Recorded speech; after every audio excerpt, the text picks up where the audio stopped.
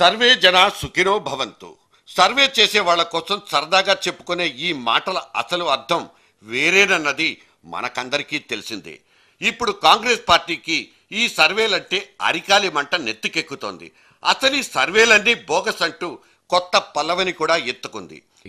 तो मजाक बन गया है, इसको तो बिल्कुल बंद करना चाहिए। और ये तो जो जिस प्रकार से शिकायतें आ रही हैं, जानकारी मुझे मिली है, हर कोई पैसा देकर जैसा पर सर्वे कराना चाहे करा ले। कोई ऑथराइज्ड है कि ऑथेंटिक है क्या? ये कोई सरकार से मनोनीत लोग हैं क्या?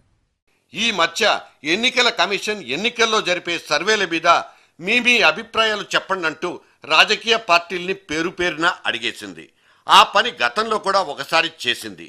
2004లో అన్ని పార్టీల్ని పిలిచి ఈ సర్వేలు ప్రచురించడాన్ని ప్రసారం చేయడాన్ని నిషేధిస్తే ఎలా ఉంటుంది అంటూ అడిగితే మూకుమ్మడిగా వాళ్ళంతా నిషేధించాల్సిందేనంటూ అభిప్రాయాలు చెప్పేశారు. సరిగ్గా అప్పటి నుంచే ఎన్నికలకు 48 గంటల ముందు సర్వే ఫలితాలు ప్రచురించడం మరియు ప్రసారం చేయడం తగదంటూ తాకీదులు జారీ అయ్యాయి. ఇదిగో ఇప్పుడు మళ్ళీ ఈ విషయం చర్చ పెట్టుకుంది ఎన్నికల కమిషన్. ఈసారి రాతపూర్వకంగా మీ అభిప్రాయాలు తెలియజేయాలంటూ అడిగేసింది కూడా. ఇక్కడో విషయం చెప్పుకోవాలి. గత 10 ఏళ్ల కాలంలో ప్రతి పార్టీకి ఒక న్యూస్ పేపర్, ఒక టీవీ ఛానల్ పెట్టుకోవడానికి లైసెన్సులు ఇచ్చింది కేంద్ర ప్రభుత్వమే. ప్రత్యక్షంగానో లేక పరోక్షంగానో ఒక పార్టీకి కొమ్ము కాసే పత్రికలు, టీవీ ఛానళ్లను మోసేయడానికి అనుమతులు ఇచ్చేసినప్పుడు ఇక అవి తమ పార్టీలకు డబ్బాలు కొట్టుకోకుండా ఎందుకుంటాయి? అసలు తమ కరపత్రాల పేపర్లు, రంగు డబ్బాల టీవీలు పెట్టుకుందే అందుకోసం.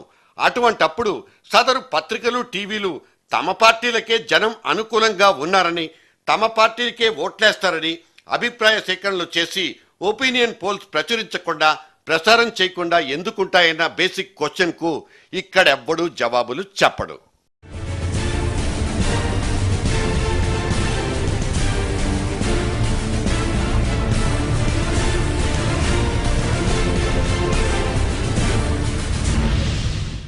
ఈ ఎన్నికల సర్వేలు ఫలానా పార్టీ గెలుస్తుందనో లేదా ఫలానా పార్టీ గెలవడానికి అనుకూలమైన వాతావరణం ఉందనో టముకులేసుకుంటాయి కూడా.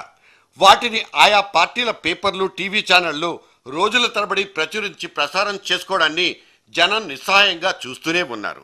ఈ ఫలితాలన్నీ మ్యానిపులేటెడ్ రిజల్ట్స్ అంటూ తారుమారు అభిప్రాయ సేకరణలకు ఫుల్ స్టాప్ పెట్టాల్సిందేనన్న ఎన్నికల కమిషన్ వాదనలో అసలు ఎంత బలం ఉంది?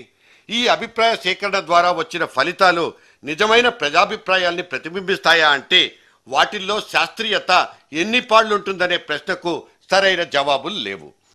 देखिए, इन सब चीजों से कांग्रेस को फायदा के बदले नुकसान हो रहा है।